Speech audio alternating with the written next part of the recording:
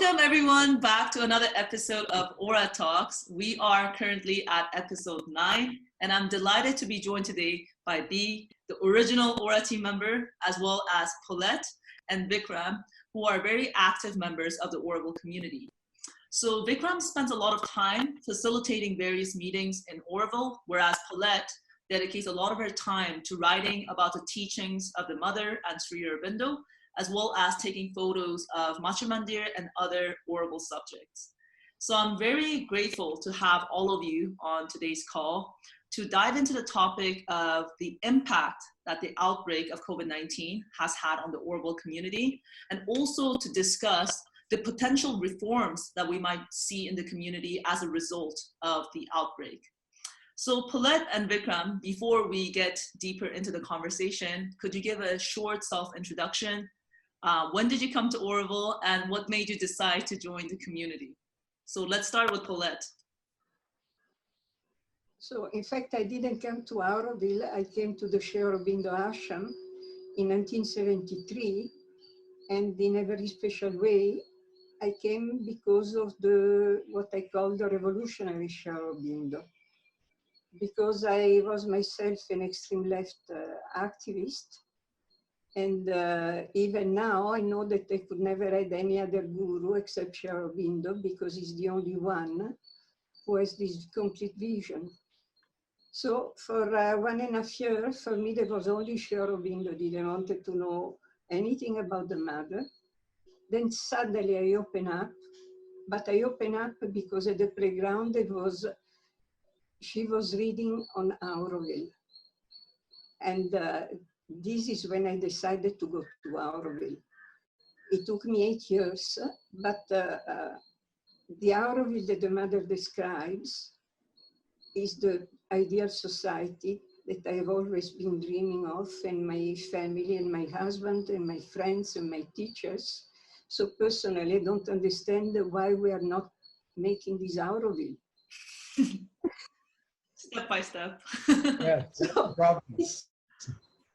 This was my way, but it took me 8 years to move because at the same time I was very attached to the early great sadhaks because the path of integral yoga for me was also very strong. So the two things were coming together. Yeah. And when in the meantime I started working at Matri Mandir. So I was cycling from Pondi and working at Matri Mandir on the roof, on the scaffolding. And then when I came back from Canada and I had a daughter, I was cycling with the daughter or leaving the daughter with the Nirodharam family and working at Matri Mandir. And this is when finally I decided to move to Auroville. But for me, Auroville was dead. The pioneers working at Matri Mandir, the people who live at the camp, with the minimum needs. Then I was going back to the ashram and I was feeling pampered. I don't know, feeling that there was something wasted living like this, that the real thing was Auroville, because those people live really with nothing and work hard. Yeah. Well, I would love to, I've seen some archival photos of the pioneering days, and honestly, it looks very surreal for me because I obviously came to Auroville at a much later stage when things were really prosperous, especially in terms of the forest and the greenery, also the infrastructure. So thank you to Paulette and B for all your hard, I don't know, sweat, blood, and tear, I guess. There must have been so much that went into it. Vikram, so how was your story, Vikram? So when did you come to Auroville first, and how did you join the community? 21 years back, I came to the ashram. And then 14 years back, roughly, I first came to Auroville. After that, there was not any, I didn't have so much intellect or any spiritual understanding of many things. I was very, very new, and but I was always, something about the Mother was very strong for me. Today, after being here for close to 15 years, it has boiled down to only her. Everything else doesn't matter at all. It's only her. Rest, I'm okay in any condition, whatever the circumstances are. Yeah.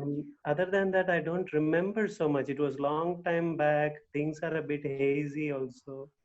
I'm still trying to be an Aurovilian. A lot of mistakes are there, lots of difficulties are there inside me and around me.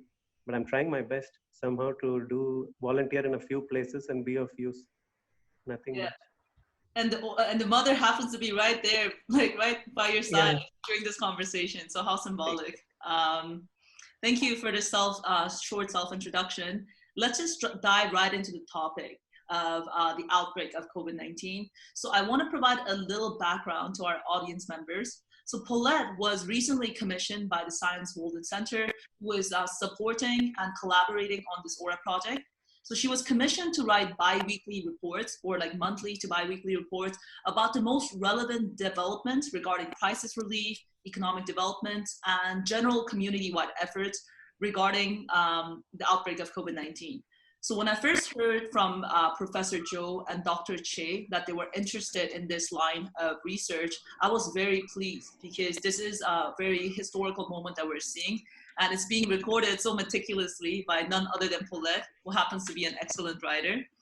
And I really do hope that these reports that hopefully can be refined and condensed into a book will help others in the future to understand better how Auroville as an intentional community went about dealing with this global crisis that we're seeing.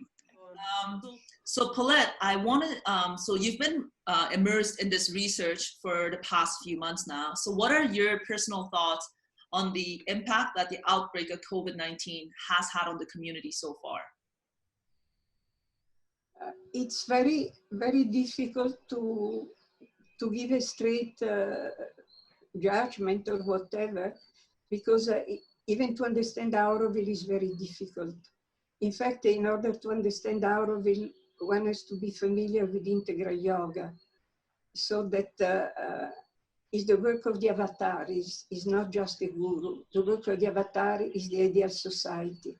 So society is composed by all possible sort of people, and the integral yoga is like this. And then you have the same thing in Auroville. So whether the people are aware or not, this diversity has to be there. And so even the reaction to COVID-19 is extremely different. It just depends on the people. There are people who don't take it seriously at all. There are people who are into conspiracy theories. There are others who take, yeah, Auroville is really a, I don't know. You see humanity as it is, the good, the bad, everything there. But those who are in charge of the community, and of course the other are always fighting against and so on, but those who are in charge of the community are taking the things very seriously. And in fact, it's something exhausting, this kind of communicate and meeting all the time the authorities. And on top, there are three authorities every time. So you have the central government, then you have the Tamil Nadu government, then you have the Pondicherry government. They have to make a synthesis of all this, come up with guidelines which suits everybody. And then there are people in the community who are very happy and very grateful for this kind of work, and others who don't accept. But it's the same thing happen all over the world. So the point, but I think this will be another question. The point is how we are going to come out from this. Yeah, I think that's going to be the most interesting topic for sure. What are some of your thoughts, B, on just in terms of the general impact that you've seen so far that the outbreak has had on the community? So obviously Auroville is not directly affected yet. We don't have any reported cases of COVID-19 within the community yet. But how has it been, just this news and this worldwide global crisis? Because everyone is talking about this right now, or has been for the past few months. So how has it been in Auroville, B? Well, actually, for most people, it's been very good, I would say, because we have a rather ideal setup, because we're in the countryside and we have no cases. But as Paulette said, the people in charge of Auroville and the government officials have taken the situation very seriously and implemented the guidelines strictly. So we've had the lockdown.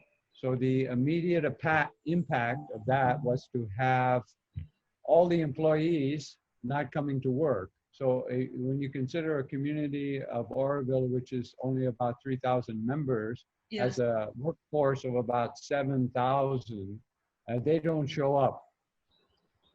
So then this means a lot of rearrangement, a lot of things start happening. So it did happen like that. And then there's the food to be organized. There are essential services that have to be carried on. So all of this shook up the community, I think, in good ways. People reevaluated what they were doing. They had some more time to reflect, some people, and some people were, of course, overworked because they were in the essential services. And I happen to be very fortunate to be able to work in the eco service, which is collecting the trash, one of my favorite things. So it worked out really well for me. I could continue working and enjoying what was happening. But for some people, it was difficult. I can imagine. I mean, I think I would just like to refer back to what Paulette said, that Auroville is, it's just that diversity is the first attribute you would give to Auroville, right? It's 6 o'clock. And so basically, even when we're talking about the reaction or the perception of COVID-19, it only makes sense that we have a diverse range of people acting in different ways, or I mean, taking it in different various degrees, like in terms of how seriously they perceive the situation to be. I would like to ask you, Vikram, so it's been very interesting for me to be in Europe for the past few months, because the funny thing about the European continent is that it's considered worldwide to be the most stable continent in the world in terms of how modern and how prospered it is, economically at least. And that for the first time in a long time, you saw countries like Italy, for example, and countries like France, countries like Spain, as well as Germany getting so badly hit from this, and that they were also quite ill prepared in terms of the healthcare. So then that led to a very strict lockdown where people were not allowed to leave their homes.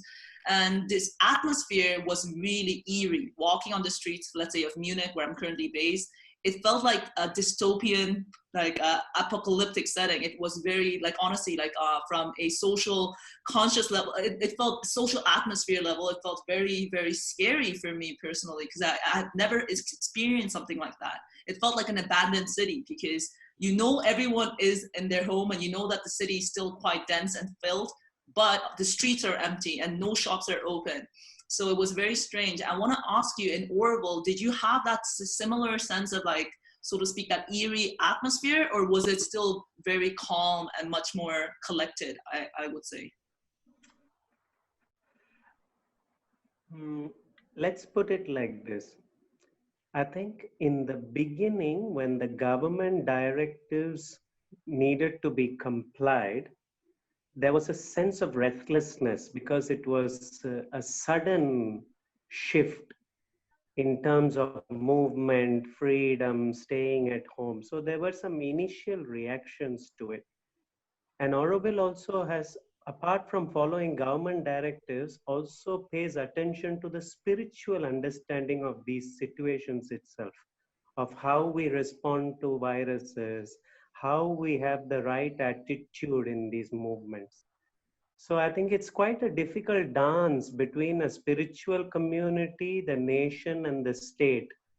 When this kind of pandemic hits, something like India, Tamil Nadu, and Auroville, where all are impacted at the same time. In my humble assessment, people in Auroville responded quite well. I think they were conscious. They were actually trying their best to follow the necessary precautions. Just because there is some raging debates on Auronet does not mean that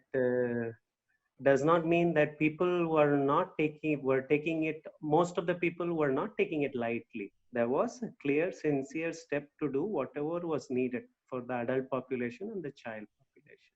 I feel it has been quite a balanced way of trying our best as a spiritual community to dance through this pandemic, which is not yet even halfway over.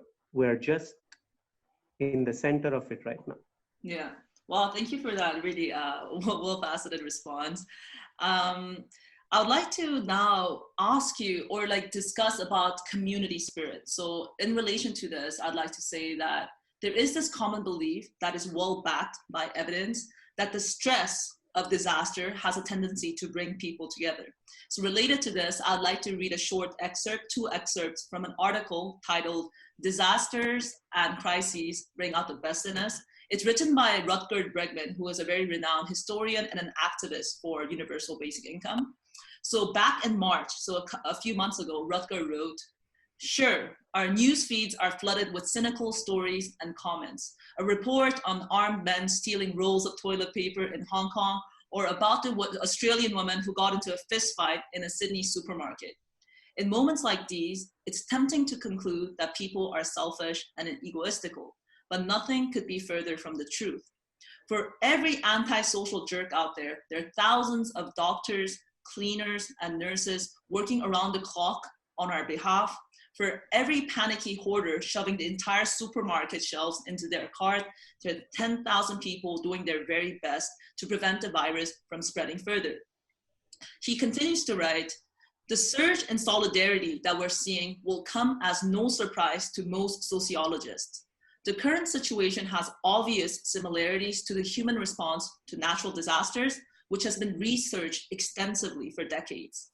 News reports following a natural disaster are almost always dominated by stories of looting and violence. But in many cases, such stories turn out to be unfounded speculations based on rumor. Since 1963, the University of Delaware's Disaster Research Center has conducted nearly 700 field studies on floods and earthquakes. And on-site research reveals the same results every single time. The vast majority of people stay calm and help each other." And then he continues to note, "Whatever the extent of looting," one sociology notes, "it always pales in significance to the widespread altruism that leads to free and massive giving and sharing of goods and services." So the last statement, again, I'll repeat, massive giving and sharing of goods and services, as B would agree, is exactly what the Aura platform is trying to facilitate with the introduction of this virtual platform / mobile app. I've said this before, excuse me for my repetition, I'll say it again. The time couldn't be better on our side to introduce a solution, a technologically driven solution, and something so innovative as like this to the community.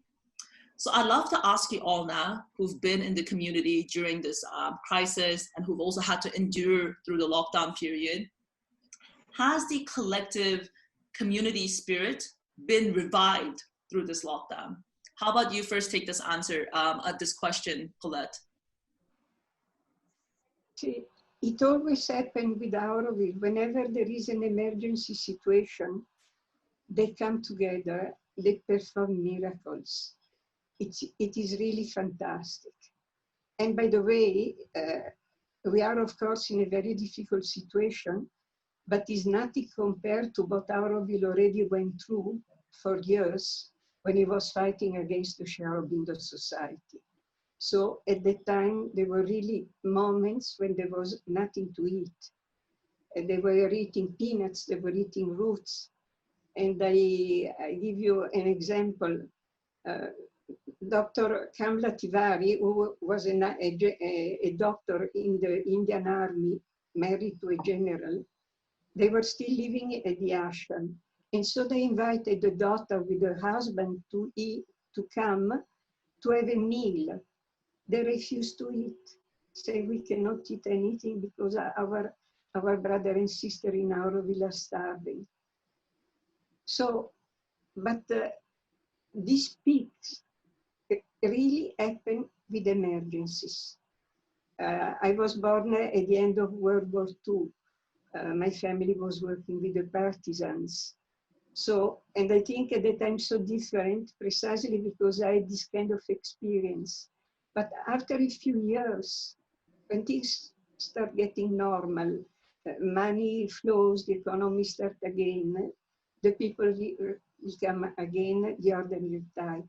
So I hope it will not happen also this time with Auroville, because right now there is really this feeling of solidarity, self-abnegation, working, all these volunteers, people that I never seen before, and they come every day.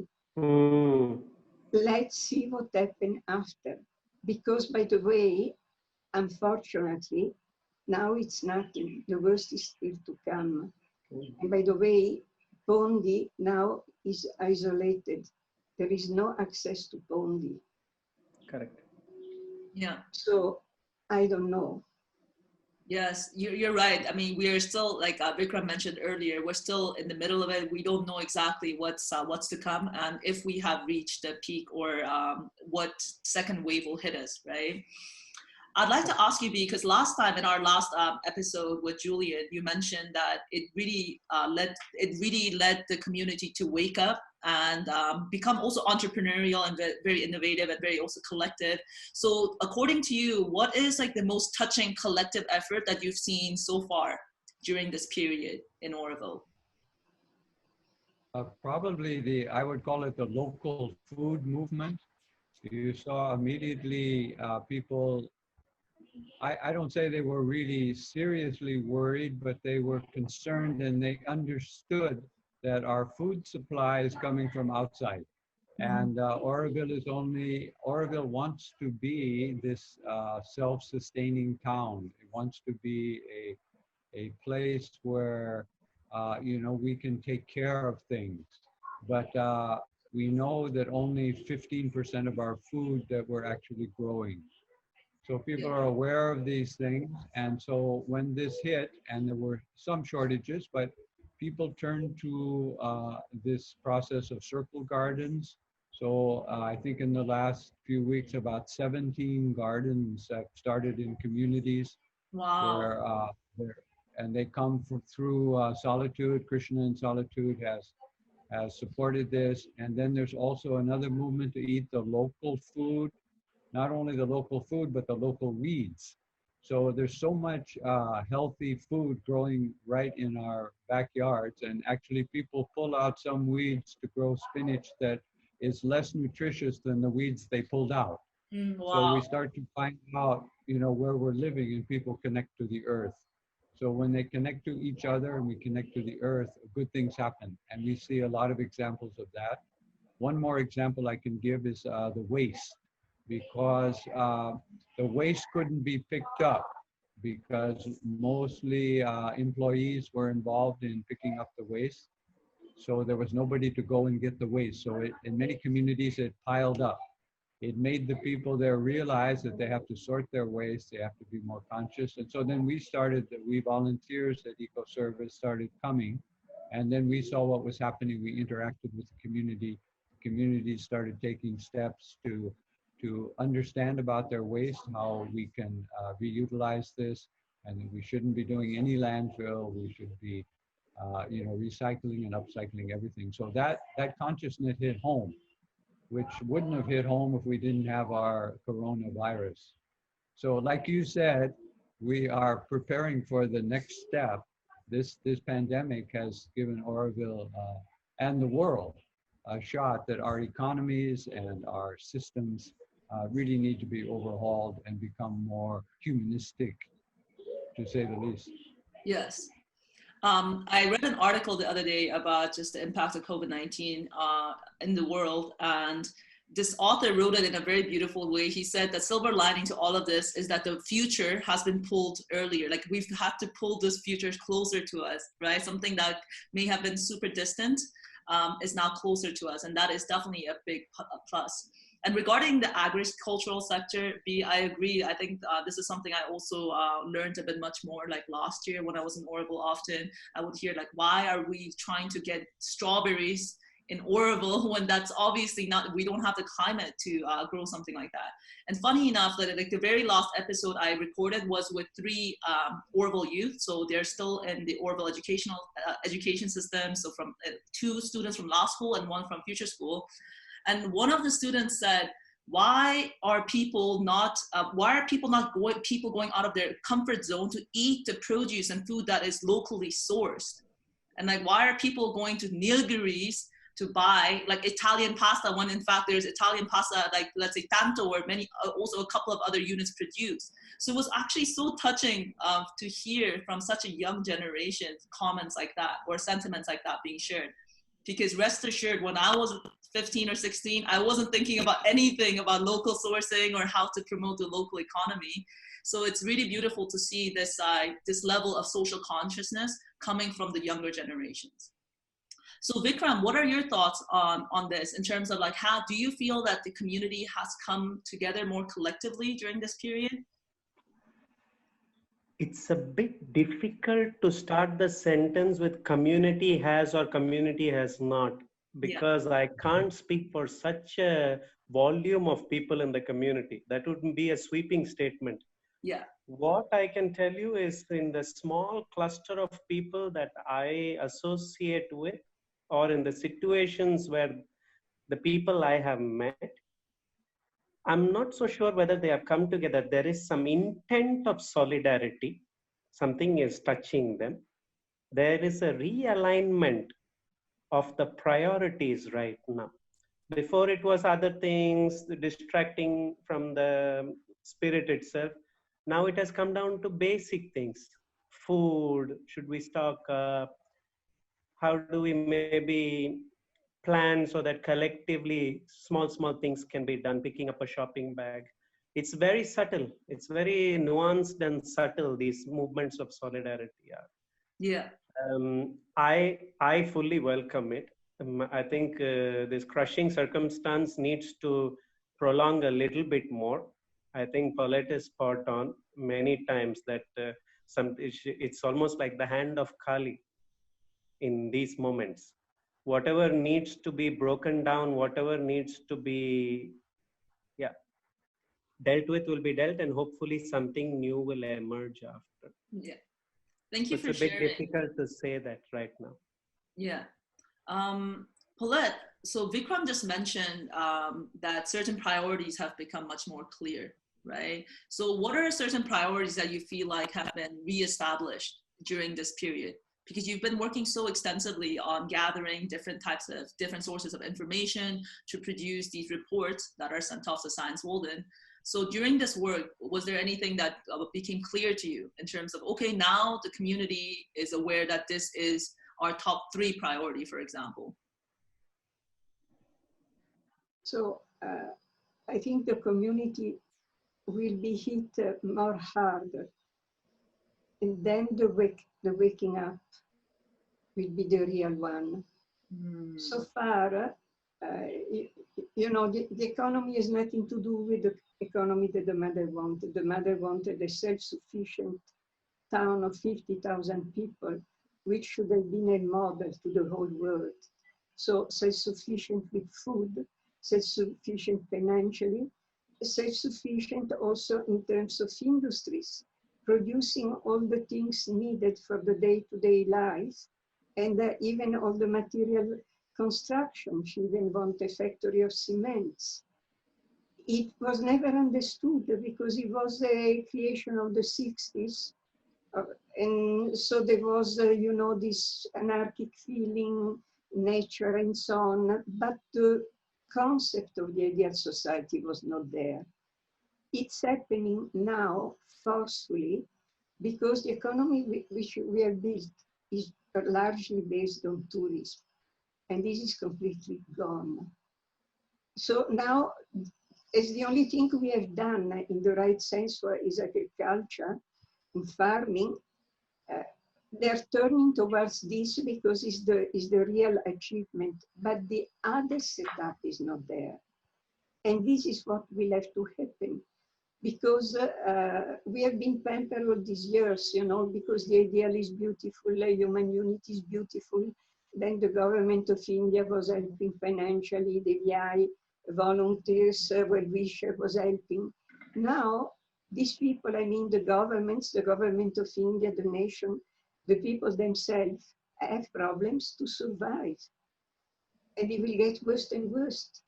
In fact, it will be even worse than during World War II, because this is even contagious, and this is what makes the difference. So Auroville will be forced to reinvent the economy, which was the economy the mother wanted. Yes. And then this is really Mahakali. But the difference is that when the mother founded Auroville, she founded when the economy was excellent. Even Italy, you know, it was the economic boom.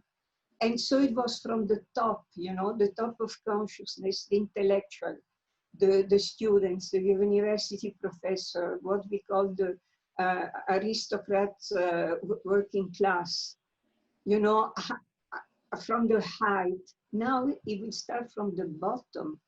And then, you know, I spent hours reading the international news. I'm fully aware of what's happening in the United States.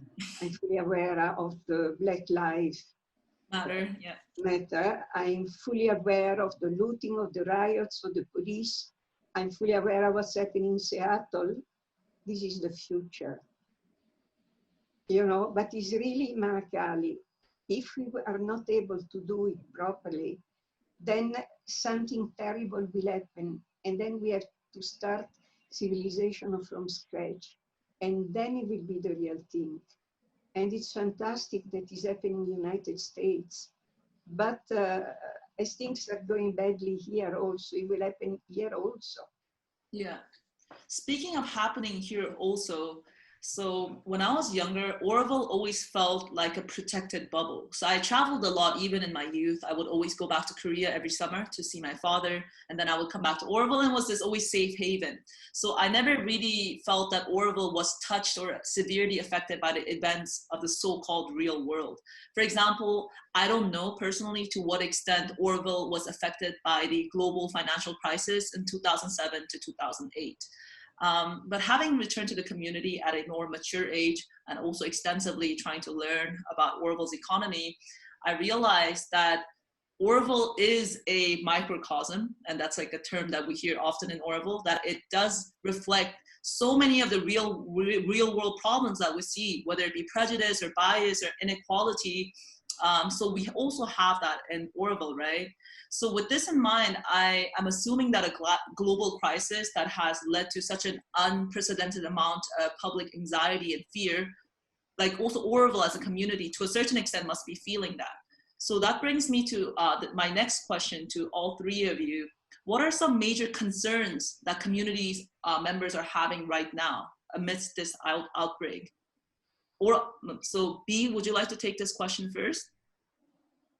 Sure. I think, I mean, in my limited experience, as Vikram says, you know, it's very, very useless to make sweeping statements about Auroville, because there are many other people who contradict exactly what you said immediately. Yeah.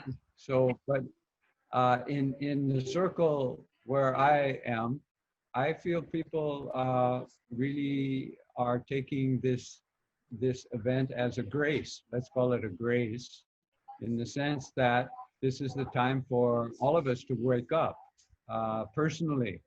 So I can see some changes I've made in my own life just as a result of it. And I don't think people are pessimistic or have a kind of dystopian or any kind of negative future view. I think basically the evolutionary energy of humanity is you know, moving. So there are going to be disasters. I think psychologically the financial collapse and the things that will come, you know, maybe there'll be a lot of serious issues around the world. People will be able to, you know, they will be with it. They'll be supporting what the positive part, and they will not be devastated by what's happening. Because we have in Auroville, of course, we have that deep spirituality that is founded on life. So that's a tremendous advantage that we have in Auroville, and we have each other. And we have such diversity and such richness in the culture here that this is, you know, the best place to be when things are, you know, crumbling. And obviously they are crumbling. but I haven't found. I mean, there may be people in Auroville who are panicked or whatever, but I have not found them. And it has not touched me personally. I mean, negative things have not touched me.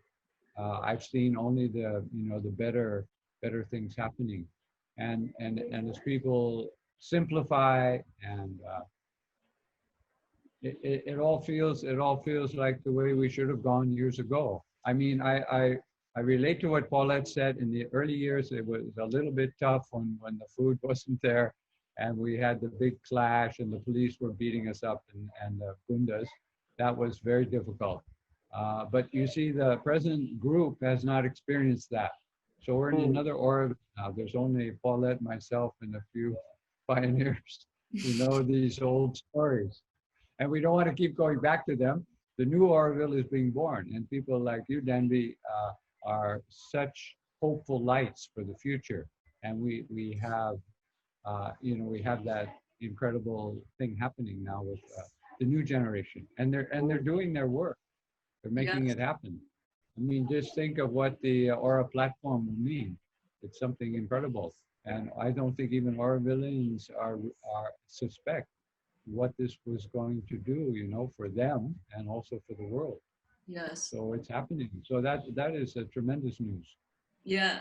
I mean, I think it makes only sense, B, that you haven't been surrounded by any negativity or skepticism, because you as a person, I would give you the nickname Optimus Prime, and of course you're surrounded by people who are also very positive and see the good and see the light in the situation. So I'm really glad that you're taking on that attitude or embodying that spirit, especially during these unsettling times, and that the people around you are behaving in the same way. I would like to ask you, Paulette, do you have any personal concerns? Because based on the research that you've been doing right now, any concerns that come to mind, you're like, "Ooh, I'm worried that Auroville may potentially go this way," or do you feel more closely to what B just expressed? See, my approach, as I come not just from the ashram, but by being so close to some major sadhak and scholars, I always interpret everything from the point of view of integral yoga. So I might look like a fool, but to me what's happening now is a grace. Is really the last chance. Is not when things like this happen, is because really there was no other way to stop the blockage. Then is a bomb has to be thrown. If he had been more receptive, it would have not been necessary. But it's not just Auroville. See, it's the reaction to globalization, to neoliberalism. My generation, society, the working class was coming first. Now this is completely obliterated. I really see the difference of generation.